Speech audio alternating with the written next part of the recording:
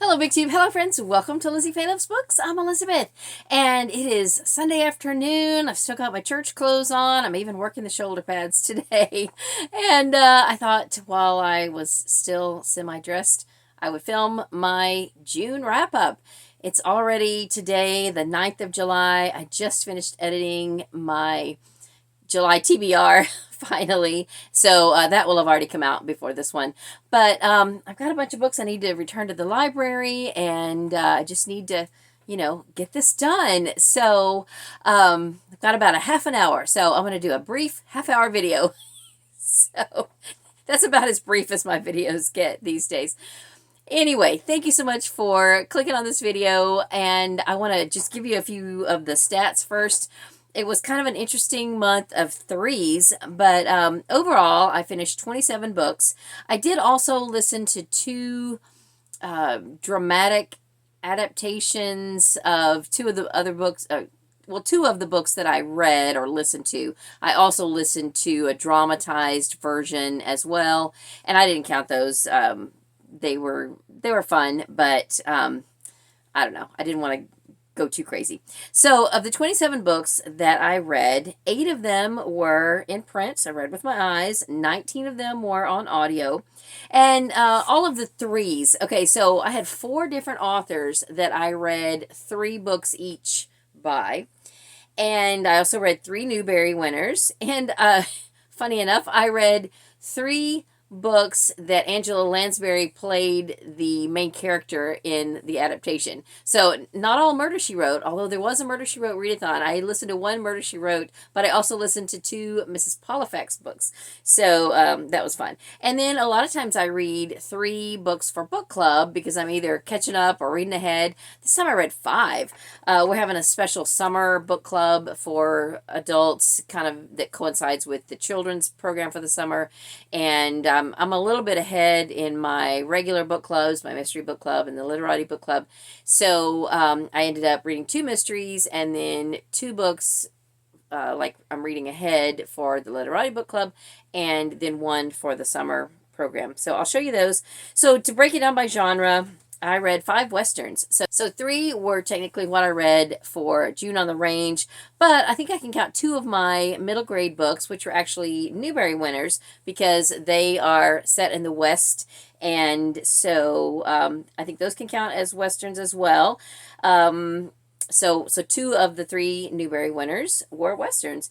And then altogether, though, 5 middle grade or children's books. 1 was a mystery. There was the 3 Newberries. 1 was a mystery then, and then the other one, the 5th one, was a VeggieTales book. Quite a lengthy book. It had several stories in it that I read with my daughter, Emily. So then I had 13 mysteries. Not all cozy. A couple of them were more crime suspense. Most were cozy, though. And then 6 books that I would just consider general fiction or other fiction. Actually, some of those were historical.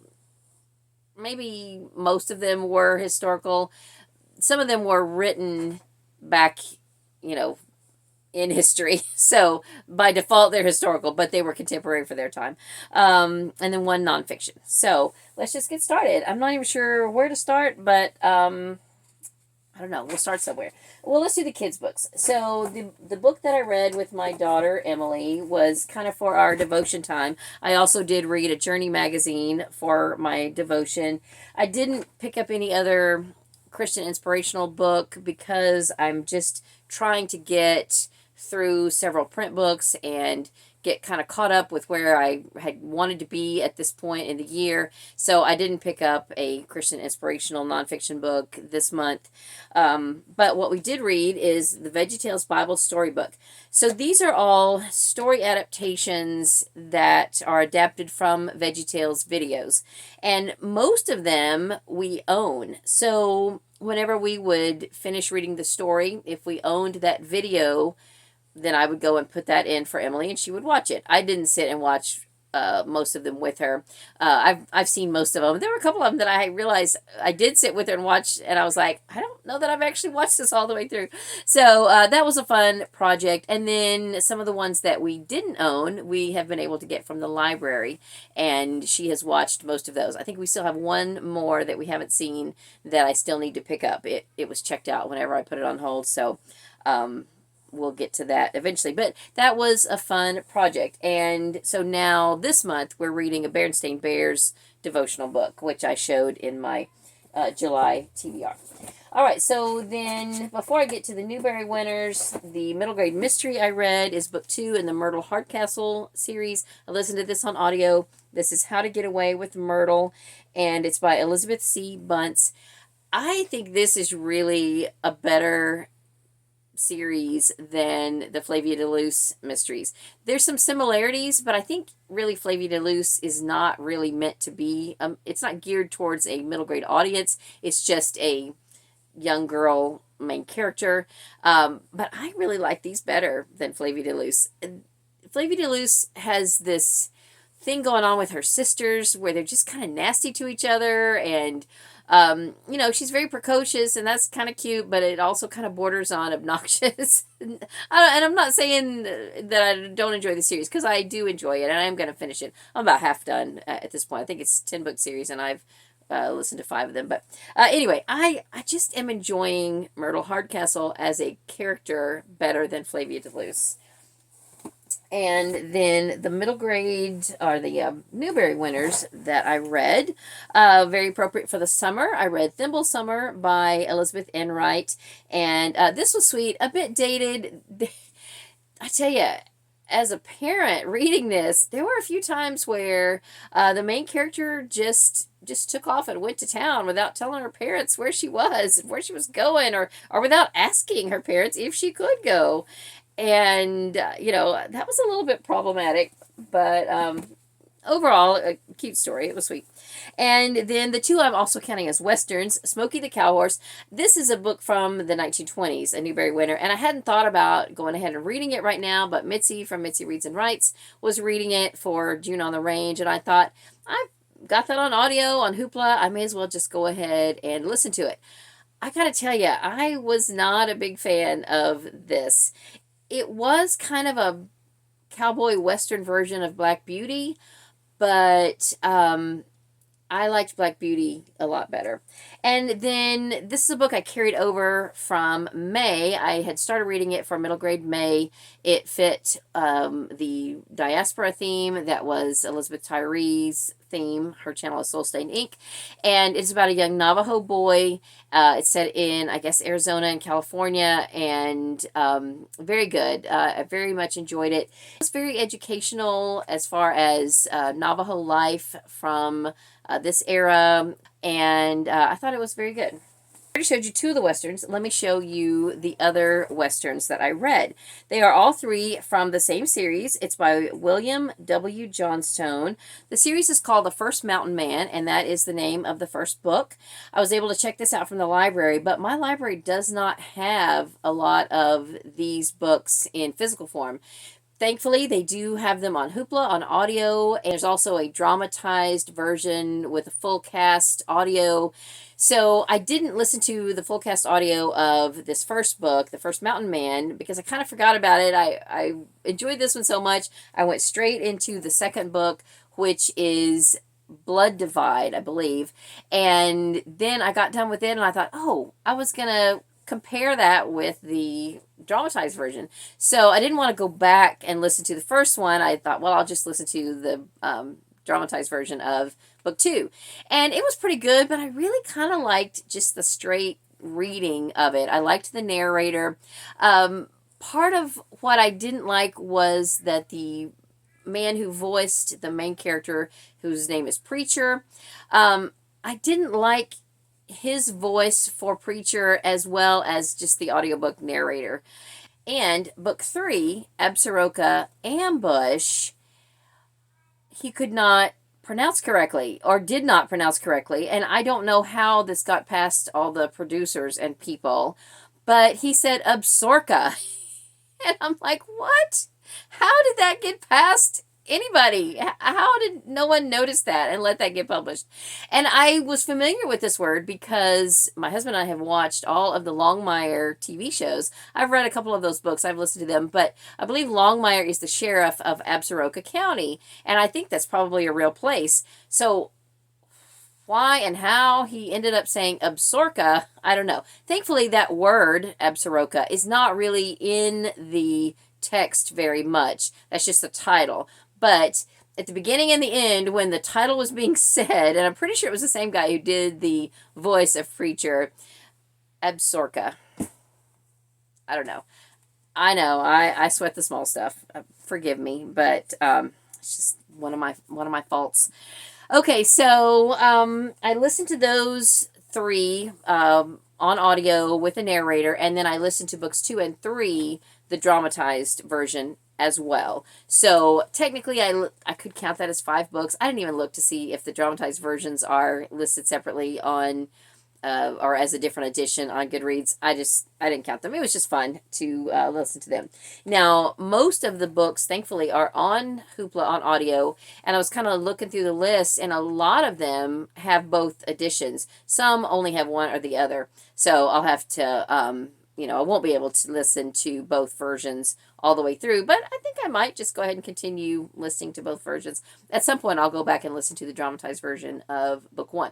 Okay, so I didn't really tell you about the book.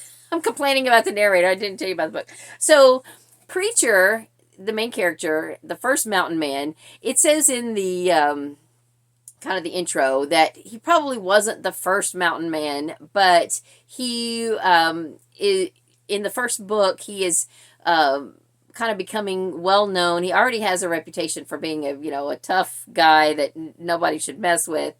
Even though he doesn't want to lead wagon trains, he sort of becomes the person, and kind of the only person, who can lead wagon trains through the last leg of the Oregon Trail. I mean, he is somebody that you don't mess around with, and there is an outlaw group in each of these books, and he doesn't stop until they're gone. So, I mean, he doesn't play. He is serious. He's not a preacher, though. It also says in the intro that something about when he was younger, I guess he got, he may have been captured by the Indians for a little while, and he sort of like started preaching to talk his way out of it. I don't know. It was something I can't remember. But he's not an actual preacher. But there is some funny dialogue. I mean, his wit and wisdom is just hilarious. And I just really enjoyed it. Now, they are very violent books. Very. There is just a lot of violence that happens. A lot of vigilante justice and that kind of thing. So if you don't have a stomach for that, then I wouldn't recommend this. But I thought the story was really good. I think I can kind of see that it might turn out to be a little bit formulaic, where, we're going to have Preacher getting some people across the West, and they're going to encounter a group of outlaws. That's probably going to be the main theme going through the series. But I don't care. I'm hooked. I'm going to read more, and I thought they were great. So then let's go into nonfiction. So I had one nonfiction book, and I actually read 3 books by this author, and the other 2 books were mysteries. So I'll tell you about the nonfiction book, and then we'll segue into mysteries. So the author is Patricia Sprinkle. She writes or has written the Thoroughly Southern Mysteries, but they were originally called the McLaren Yarborough Mysteries, and she wrote the first 2 through a Christian publisher. One of my subscribers, Helen Craig, sent me this first book a few weeks ago. I did end up listening to both of these on audio, but Helen, if you're watching this, thank you again so much. Because for one thing, if she had never sent me this, I would have continued looking for these books in the regular mysteries.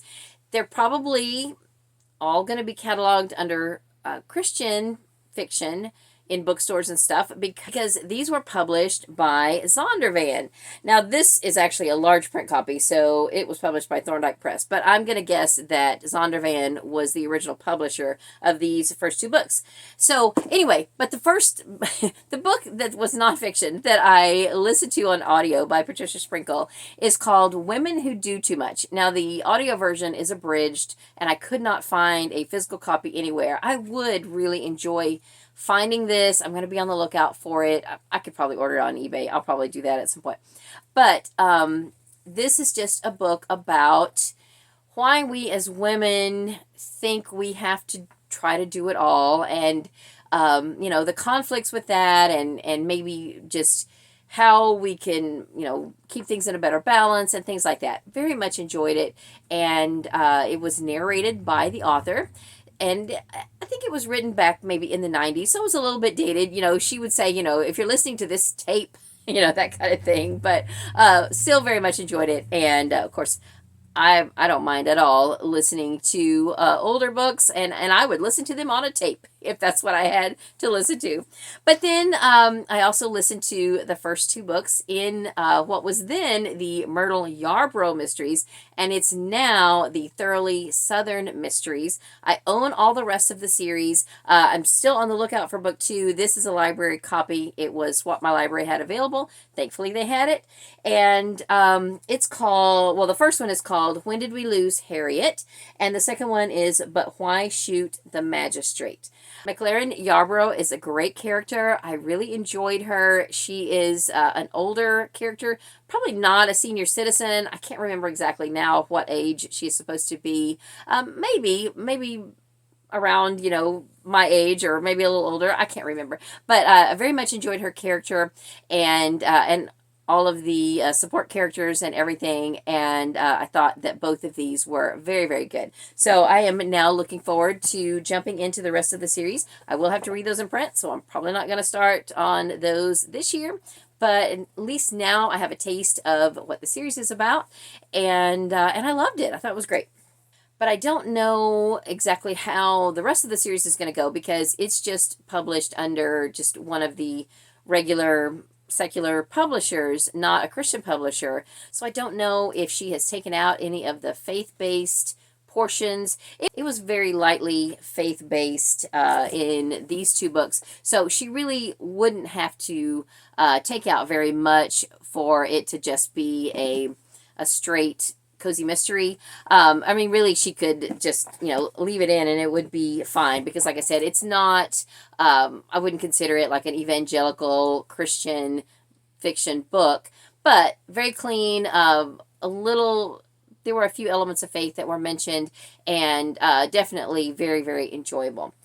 Okay, so let's get to the other mysteries that I read or listened to. I guess I listened to most of these except for two of the books that I read for read-alongs.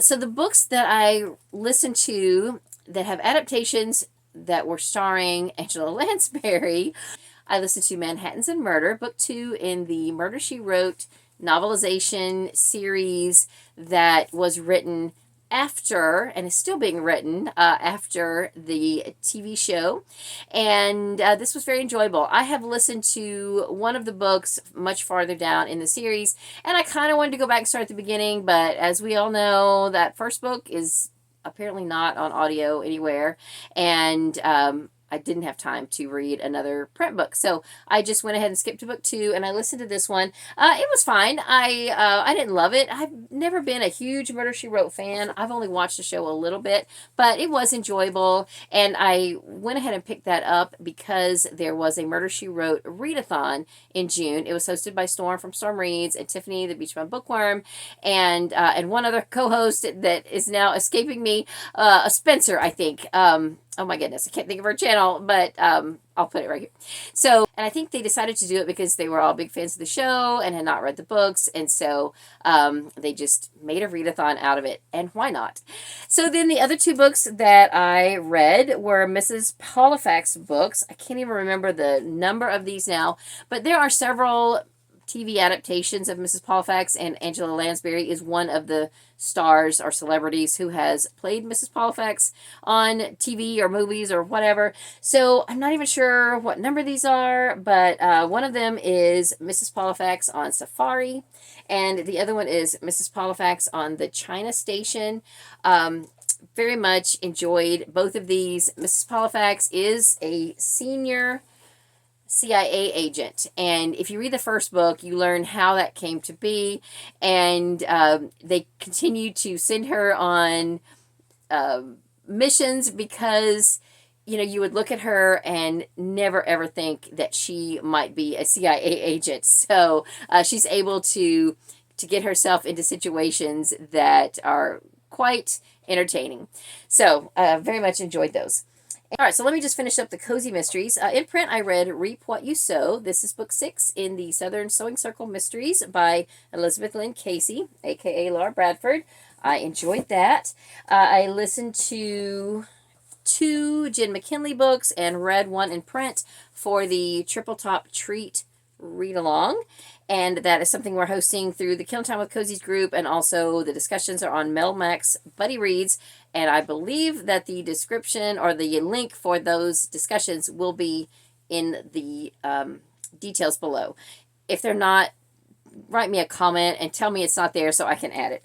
So I listened to 2 of the Cupcake Bakery mysteries. At the beginning of the month, I listened to Red Velvet Revenge, and then I read in print Book, Line, and Sinker. This now this is book 4. We're reading all these in publication order. So this is book 4 of the Cupcake Bakery, and then Book, Line, and Sinker, I think, is book 3 in the Library Lovers, and then Going, Ganache is book 5 in the Cupcake Bakery mysteries. So then now from here we got to start the Hat Shop mysteries. So I listened to the first Hat Shop mystery on the first day or first or second day of July, and that was the only one I had ever previously read before this read-along. So we're reading all 3, and by we I mean anybody who's participating and joining in on the discussions in the Discord group.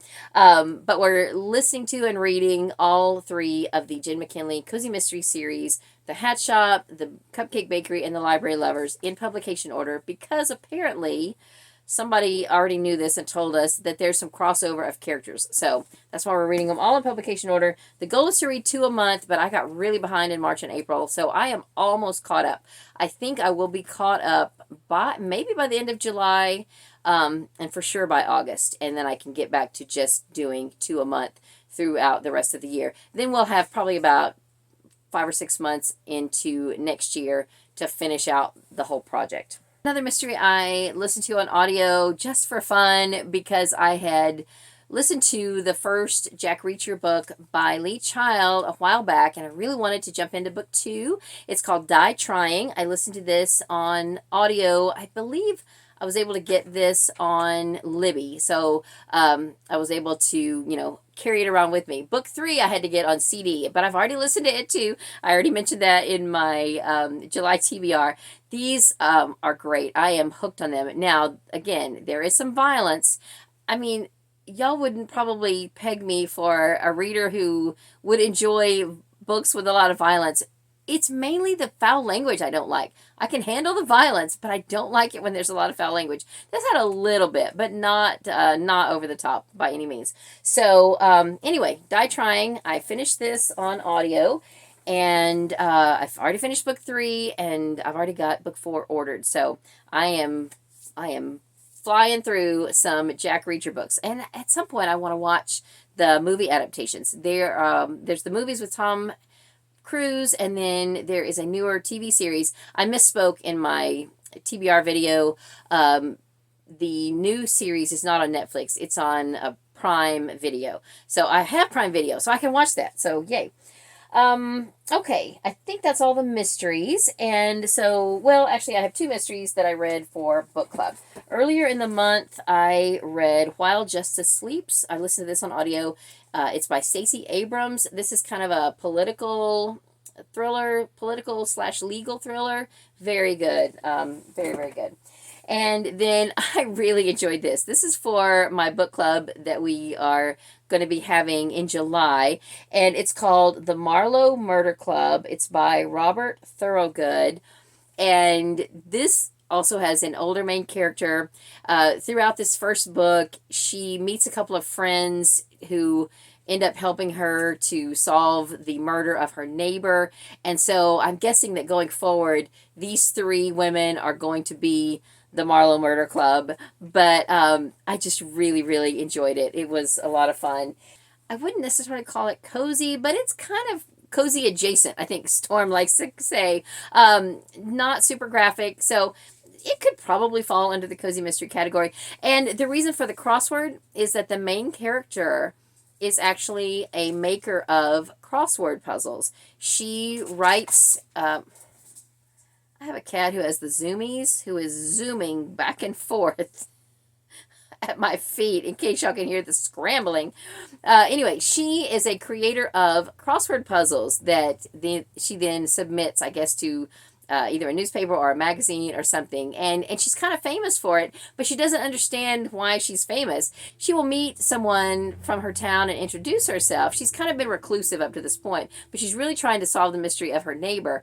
And when she introduces herself, almost invariably everyone says, yes, I know you. I know who you are. And she's like, how do they know who I am? And apparently she has this big manor house that she inherited from a relative.